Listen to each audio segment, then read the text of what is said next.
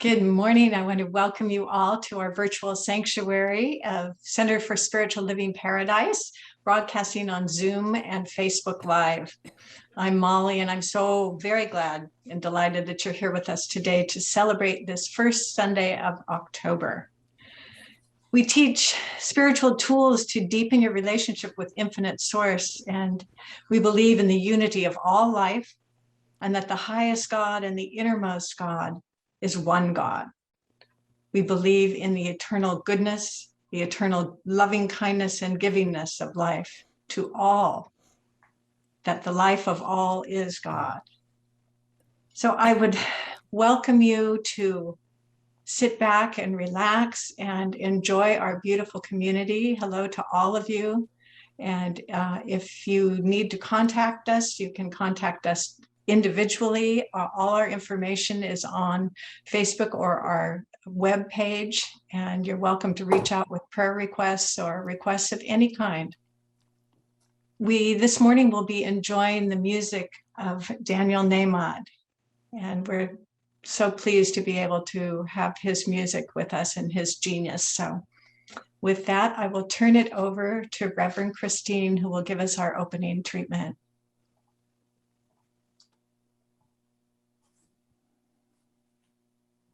Well, good morning, everyone, on this beautiful first Sunday of October. Can you believe it? You know what that means? It means that from this point forward in the year, that probably in some way all of us are called into a deeper, more inner presence as we go through October, November, and December. And that is going to be it for 2021. Can you believe it?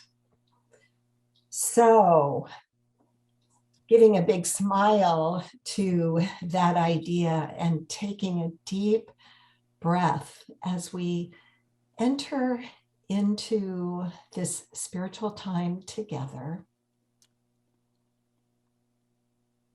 I recognize that there is only one power and presence in the universe, far greater than the universe, that which has created all things, an invisible nature of unconditional love that gives of itself completely, lovingly,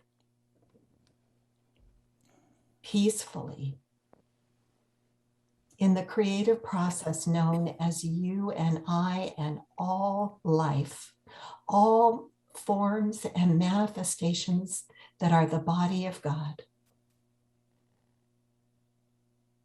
So we open our heart and open our mind to a greater understanding and feeling within the center of our being of what that means to each one of us individually.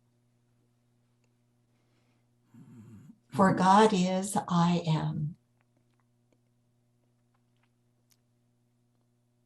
I am one with this infinite life that I call spirit, and by many names, expressing the qualities of peace, love, beauty, joy, order, and balance, freedom, abundance, prosperity, the flow of infinite good that is manifesting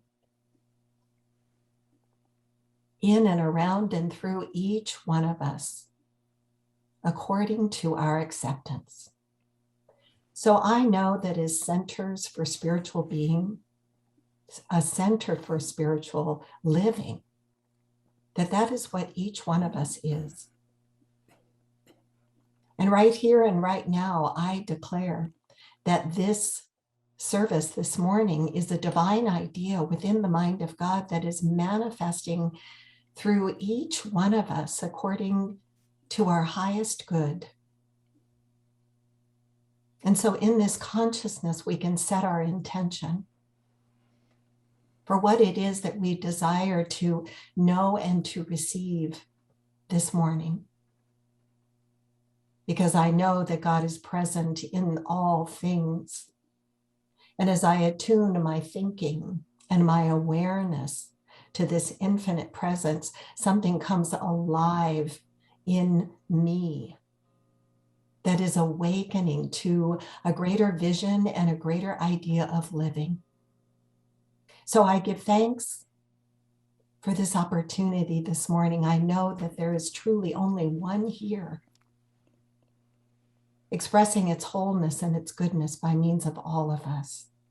And so in gratitude, we just simply accept that this is the truth and enter into this joyous experience over the next hour. And together we affirm, and so it is.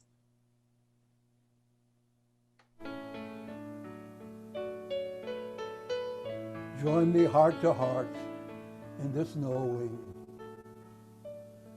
In this very room, there's quite enough love for one like me. And in this very room, there's quite enough joy for one like me. And there's quite enough faith and quite enough power to chase away any gloom. For spirit, sweet spirit,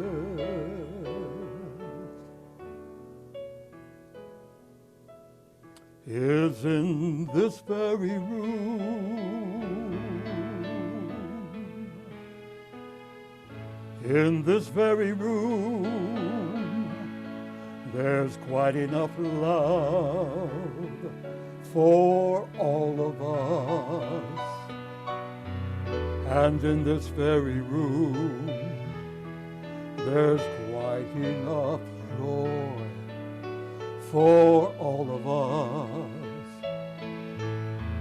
And there's quite enough faith and quite enough power to chase away any gloom. For spirit, sweet spirit,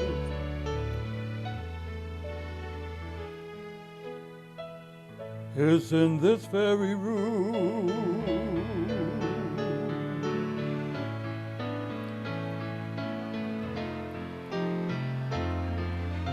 And in this very room,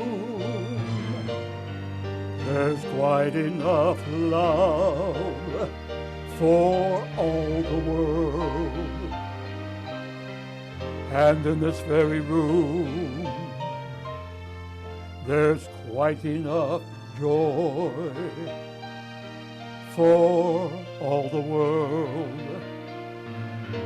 And there's quite enough faith and quite enough power to chase away any gloom. For spirit, God's Spirit,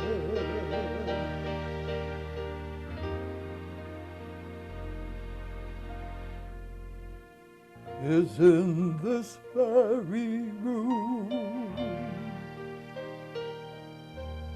In this very room. This very room.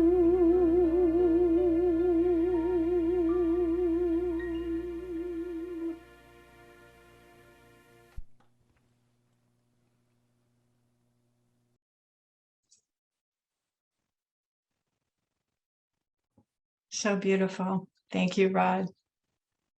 And there is absolutely quite enough love for all of us. As we move into October, we come into the feast day of St. Francis of Assisi. the 12th century patron saint of animals, who's celebrated all around the world tomorrow, usually around the 4th of October. And people of faiths come and celebrate St. Francis with prayers of creation and blessings of the animals, which we used to do up at our Paradise location.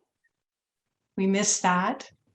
Francis's deep love of God expressed itself as tenderness and prayers and thanksgiving for all creatures as brothers and sisters of God. And Gandhi famously said that one can measure the greatness of a nation and the progress of their moral compass by the way that they treat their animals. So in the spirit of St. Francis, let's spend some time this morning as instruments of peace, sending loving kindness to all creatures, great and small. So I invite you to close your eyes, settle into a comfortable posture, allow yourself to just be aware of your breathing.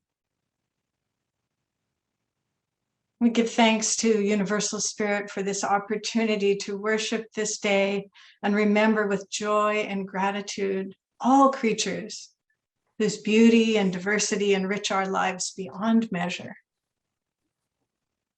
And let us open in grace and in inner alignment with the divine, welcoming that great breath of God, that breath that breathes all creatures. And we can set our intention to use this meditation as a tool to manifest a more humane and less cruel treatment of all the animals on earth.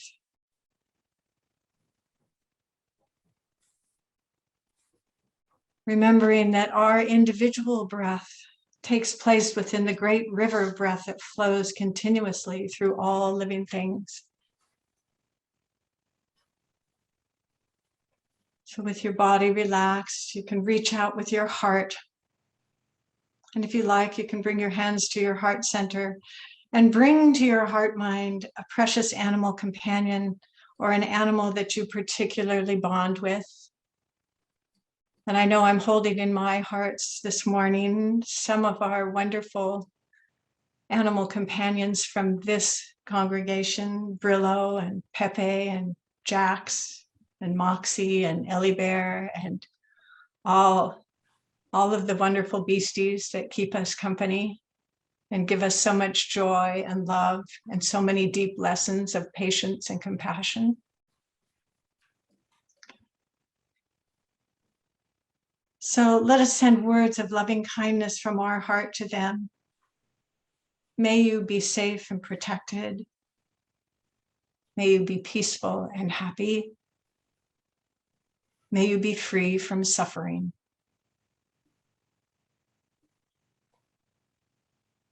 Take a moment to hold that wish in your heart for those animals that are dear and near to us.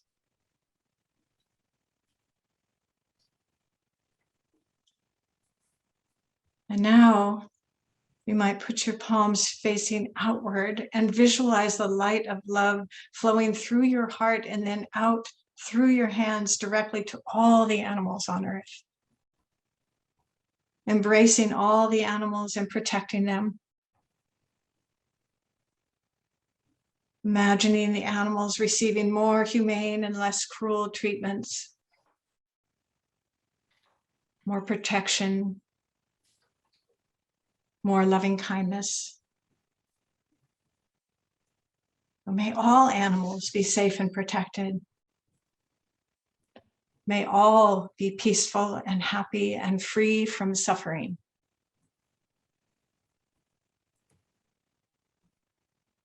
Imagine all the animals of the earth living in harmony with human beings, with joy, free from suffering. And we can allow the words of this prayer by Albert Schweitzer to express the intention to grow in compassionate action. Hear our humble prayer, O God, for our friends, the animals, especially for animals who are suffering, those that are overworked, underfed, or cruelly treated, for any that are hunted or lost or deserted or frightened, for all that must be put to sleep. We entreat for them all thy mercy, and for those who deal with them, we ask a heart of compassion and gentle hands and kindly words. Make us true friends to the animals, and so to share the blessings of the merciful.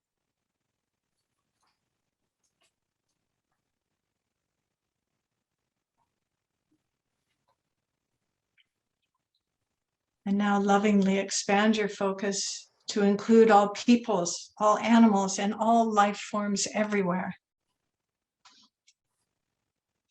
Open your heart as far and as wide as you can, imagining covering the entire earth or the entire universe with your love.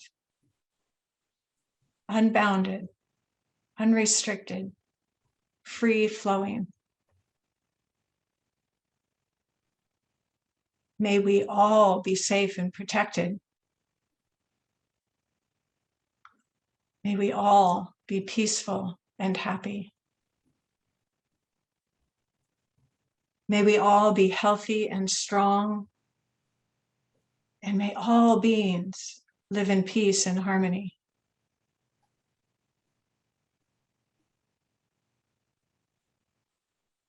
And allow this wish to settle into the altar of your heart.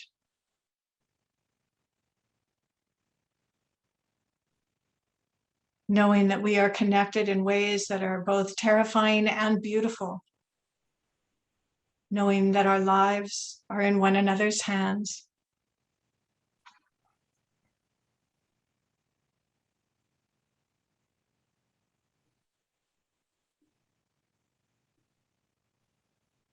Knowing that we can reach out in ripples of compassion that move invisibly where we cannot touch.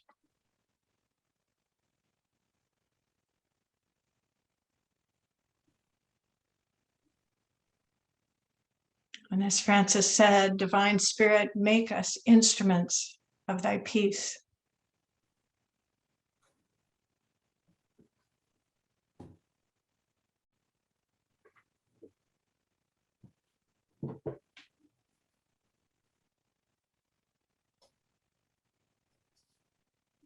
And may this beautiful new season be a time of awakening hearts and widening our circle of caring, compassion, and loving kindness to include all beings.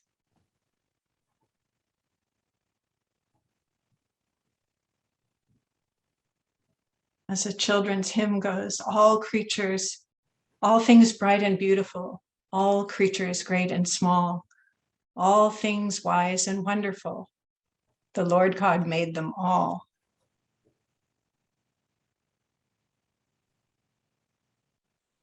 So remember that love is your decision.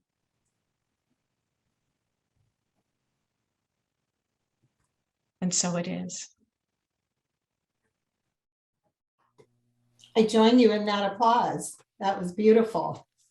So as you can see, I'm standing up this morning, and while the music was playing and I got up, Pepe's always in here with me.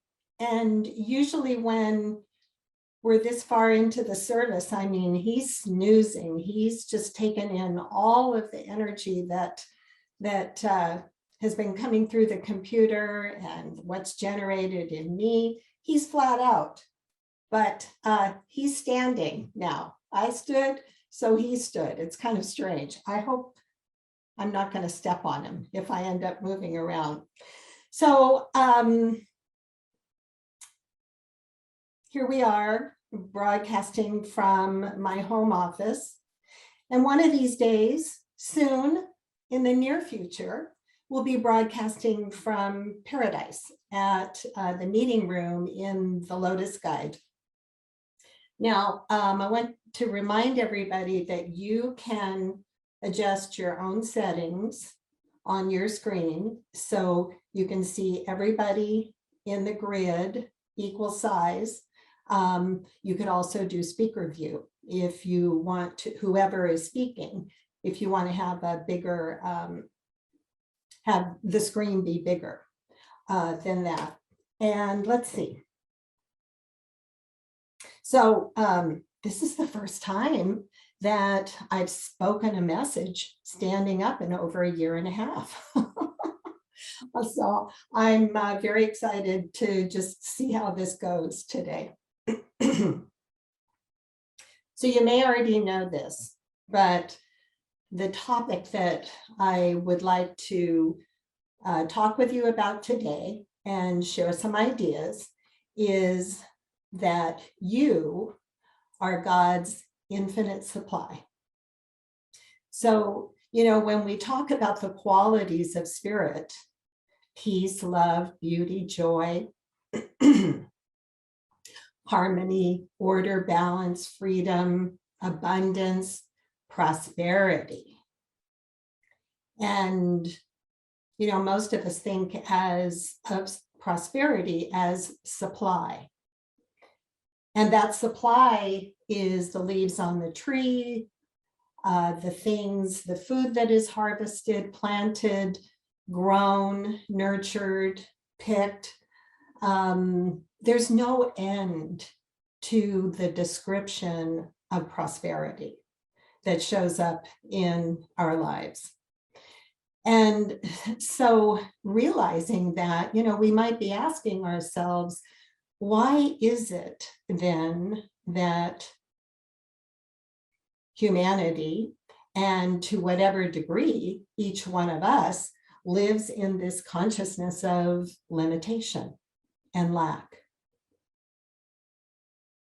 Because the true reality, the truth within the true reality at the spiritual level, which is everywhere present, it's within, it has an energy within everything in this room, within everything in your body, seen and unseen. It's infinite. It is the very essence of love. It's there. It's awaiting our recognition. So you might want to allow your eyes to close for a moment. I want to share a few quotes with you as we begin. Ernest Holmes says that nature is lavish, abundant, and extravagant. And so are you. Deepak Chopra writes in his book, The 7 Spiritual Laws of Success, abundance, like everything else in the universe, is simply a specific arrangement of energy and information. With our intention, we can change the energy, we can add new information, and we can manifest whatever it is that we want, whatever it is that we need and desire. Abundance is unlimited, it's unbounded, and it's always available to us. And then Eric Butterworth, in his famous book called Spiritual Economics, writes, the goal should not be to make money or acquire things, but to achieve the consciousness, the awareness, the attitude through which this infinite substance will flow forth when and as we need it.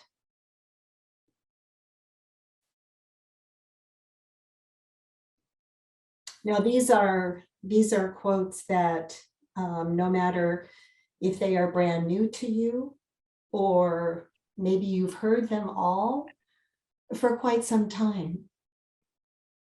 But what I find is that when I take the time and I look and review and sit with, kind of meditate on each one of these quotes, that the principle of creation that we are co-creating with comes forward, and that there's great instruction in these quotes for us. So the first thing that I want to begin with, the first idea, is that when we talk about infinite supply covers every possible need that you and I will ever have. So when we say that it will cover every conceivable need, supply is a noun. It's a real thing. And it is synonymous with this unseen substance within the universe. You know, when we go through the steps of spiritual mind treatment, which are, if I could just simplify each step, God is number one.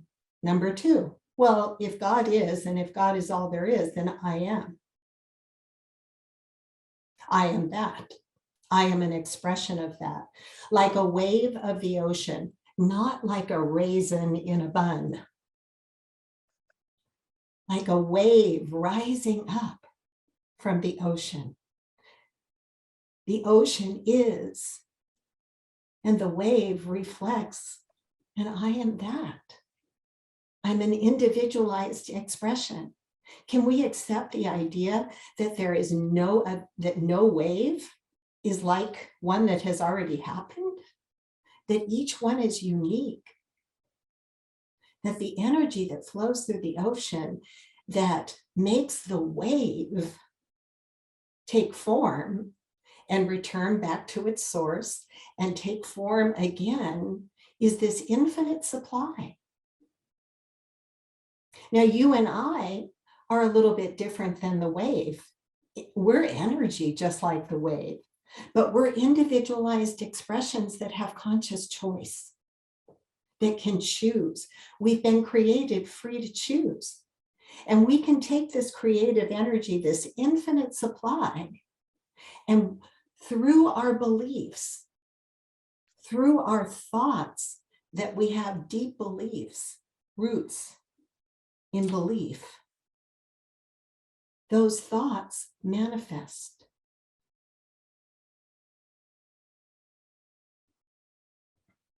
We have a creative intelligence at our disposal that, compared with the united intelligence of the human race, is nothing.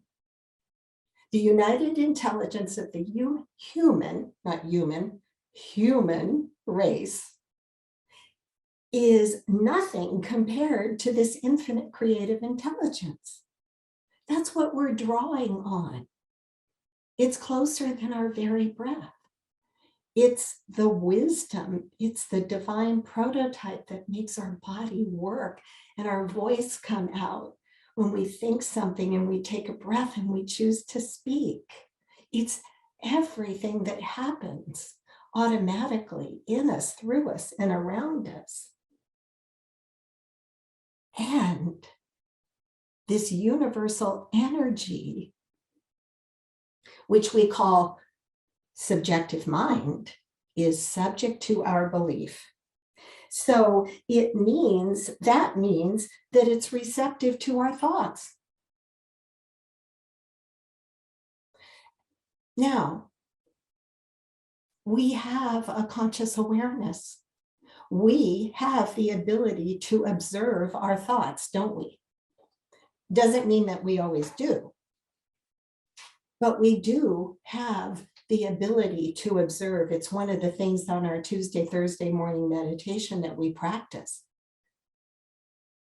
Strengthening the observer awareness, to observe ourselves, our thoughts, first and foremost, because I can say, well, I want to observe my feelings, but once I am paying attention to my feelings, then the thing that I want to know is, what's the thought and the belief behind the feeling?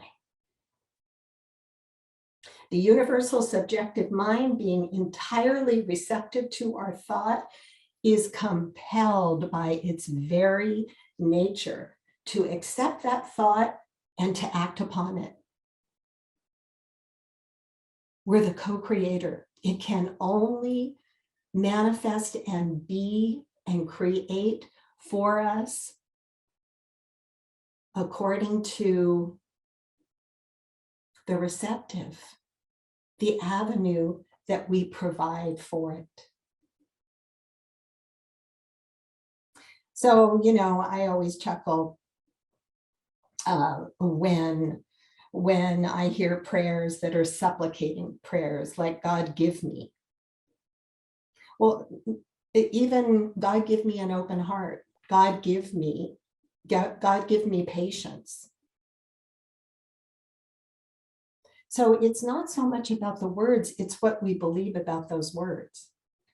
And if I believe that God is going to give me something that I don't have to participate in and co-create with, well, you can just try that and see how it works.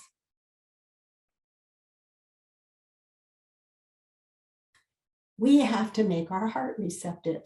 And Molly does that for us in the meditations that she gives most Sundays. To make our heart receptive so that we can receive what's already there.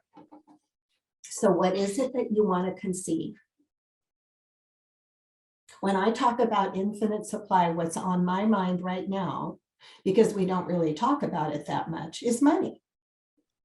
And money is nothing more than an infinite energy that humankind has decided is going to take form as money. And it's said there are many worlds or many levels of consciousness where money isn't necessary, planes of existence. But that's not here. Whoops, that's not here on planet Earth. Money is what we use as an exchange of energy for things that have to do with our survival and things that have to do with our pleasure.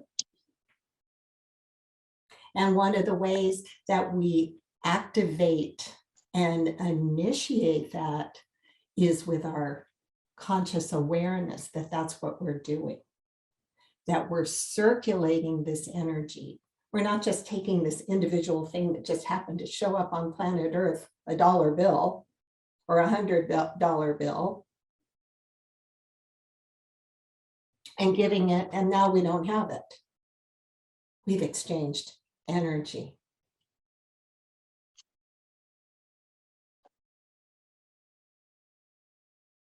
So the second thing,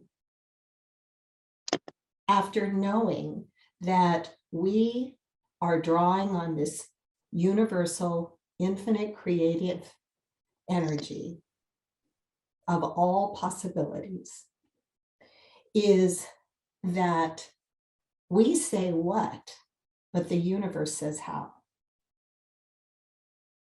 So in other words, if we're talking about money, remember the quote that I read a few minutes ago that said the goal should not be to make or acquire more money, but to achieve the consciousness through which this substance will flow forth whenever we need it, or for whatever reason we desire it.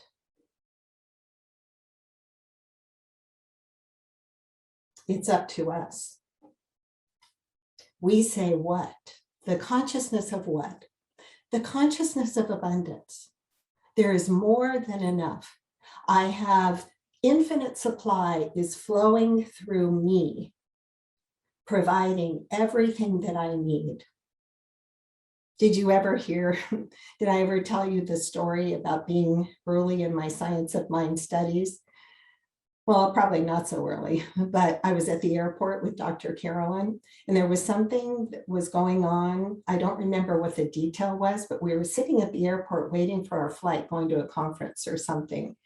And there was something that came up about money. And she said, out of the blue, she said, I have a rich father. And I just did a double take. A rich father? That sounds very, that sounds like separation. But what's the consciousness behind that?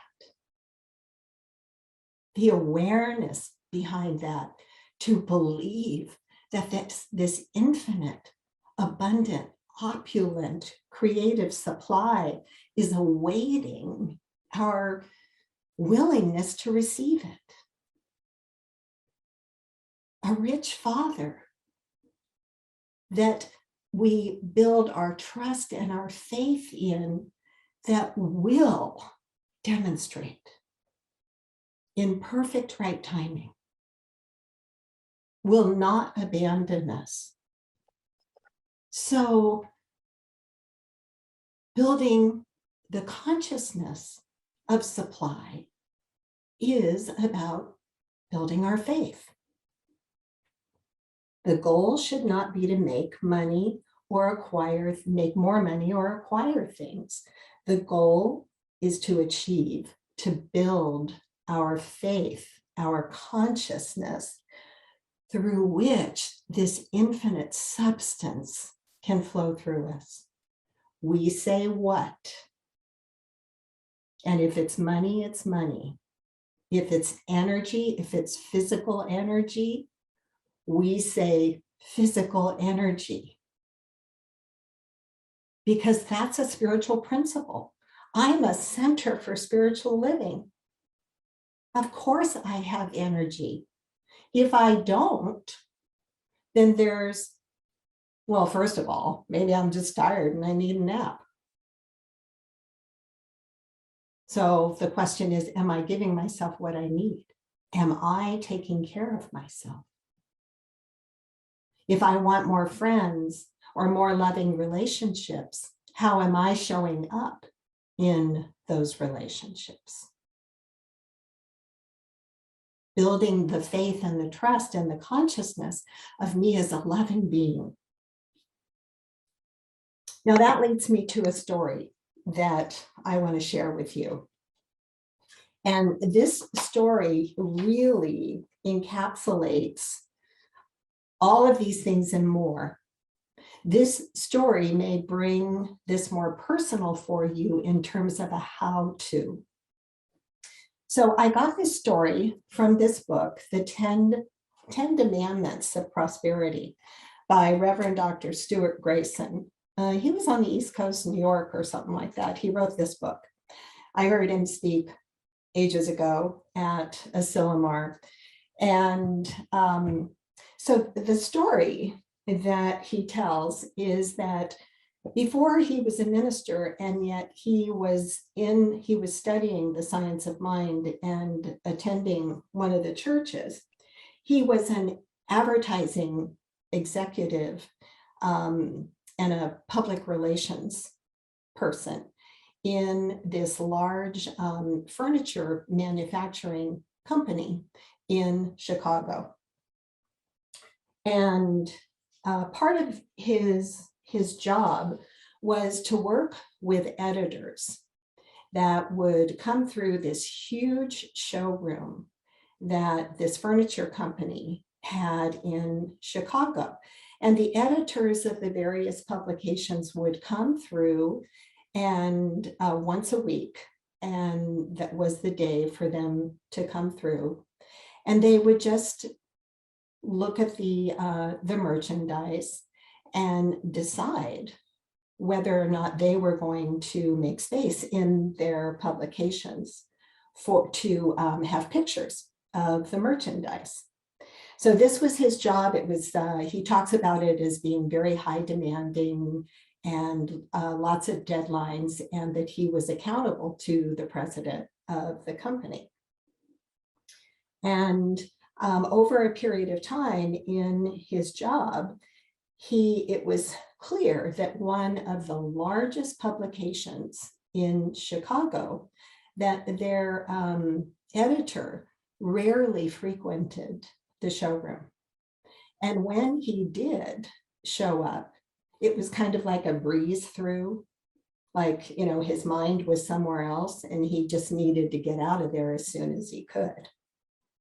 So Dr. Grayson talks about the fact that the president of the company, who he was accountable to for his work, was getting annoyed with him and was beginning to pick up on the fact that his relationship with this particular editor maybe was not so good.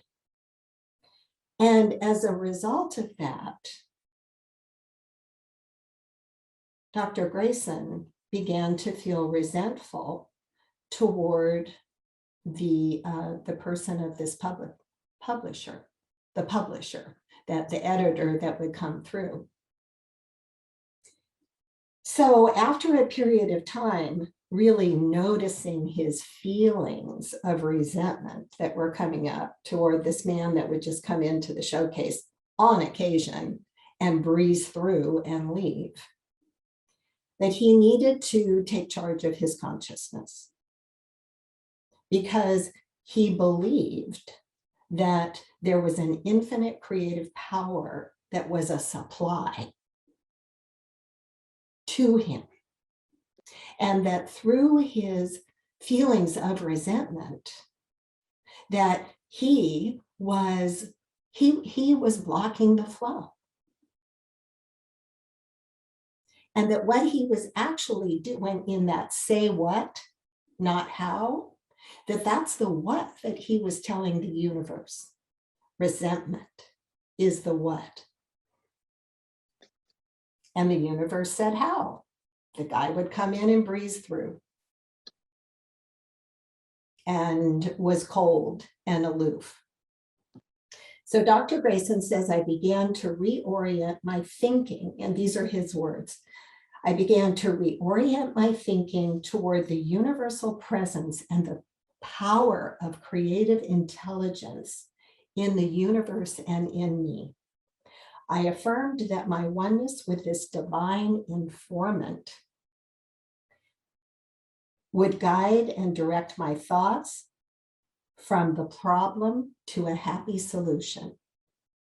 I recognized that the intelligent factor within me was receiving exactly what I needed to know for right action in my life and this situation. He contemplated this. He affirmed it. He spoke it out loud for this particular situation. He meditated over the idea. And then one morning, he was guided, had the thought to pick up a pad of paper and to write down every thought that he could think of, every thought that came to his mind. And he said he was shocked because almost instantly he wrote down, you are self-centered, unaware, and not the least bit concerned about the pressure and the demands of Mr. Smith. Your anger and your resentment is making for an even greater separation between the both of you. The only solution is honesty and love, he wrote. Now, reflecting on this, sitting down, grabbing the paper, none of these thoughts were in his mind until he put the pen to the paper, wrote a couple things, and this is what came. So upon reflection, he says, I was floored. I never expected to write down such thoughts about myself or the situation. I always felt that I had made efforts in towards goodwill and friendliness toward everyone. And here I was writing that my thinking wasn't constructive and was not affirming the best for all concerned in the situation.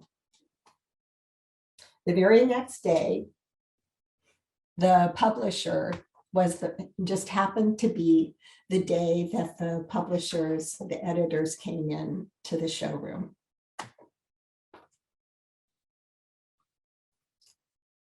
And I want to share with you verbatim the remainder of the story.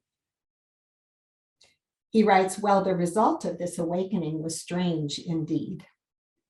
The next day, as I was waiting in the showroom for the reporters from the newspaper syndicates, I noticed that this editor was down the hall walking toward the showroom. Immediately, I felt a rush of resentment and anger, same as I had experienced before from the depths of my being. I began to think about the perfunctory visit that we were about to receive. So what came up in him immediately was a repeat of what was automatically happening. But because of the experience that he had in communicating with the universe as himself, that he was part of this infinite creative intelligence that would supply a solution, a happy solution that was the best for all, not just for him to get what he wanted, but for the best for all. So then he goes on to say, the group walked past our showroom and Mr. X, who I'm calling Mr. Smith, came in alone, saying that he was just stopping by for a quick viewing of our new line. I greeted him cordially. I handed him a press kit. And while we quickly walked to the front of the showroom, I was shocked when I found and heard myself telling the man that I had resented him and that the staff had resented him and his staff in the publication for not having introduced their new designs. That I never thought about the pressures under which he labored, that I was judgmental and highly critical, and that I really owed him an apology for my resentment and my destructive thinking. The man could not believe what he was hearing. Furthermore, he asked me to tell him about my thinking and my philosophy of life. The result was that he spent over an hour talking with me that day in the corner of the showroom. A rapport was begun to be established between the two of us that was based on real respect and mutual understanding. Both he and his wife later became friends of mine, and we often discuss the metaphysical ideas that are expressed in this book. Needless to say, our line of furniture designs henceforth had a very good showing and coverage in their publication.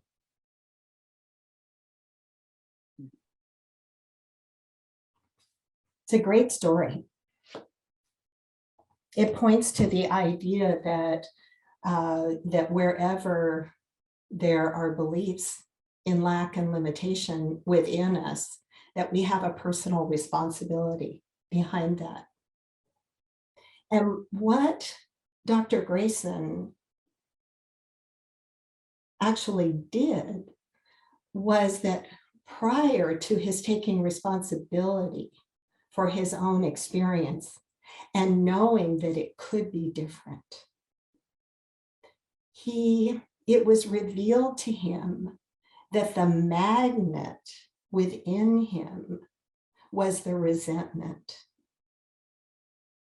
the feeling of being ignored, that he wasn't enough, that their product wasn't enough. He was taking it personally.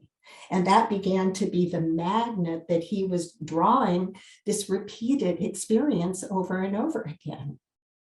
But through his spiritual practice of taking responsibility and meditating on a greater vision that was the highest and best for all, this truth was really revealed to him that allowed him to have a change of consciousness. So that the magnet within him, its energy changed. And instead of repelling his good, all of a sudden, because of love and greater understanding and taking responsibility for the way that he had participated in this relationship, maybe not with his words, but with his attitude that was backed by a belief that came through, that in some way, consciously or unconsciously, was being communicated to this editor.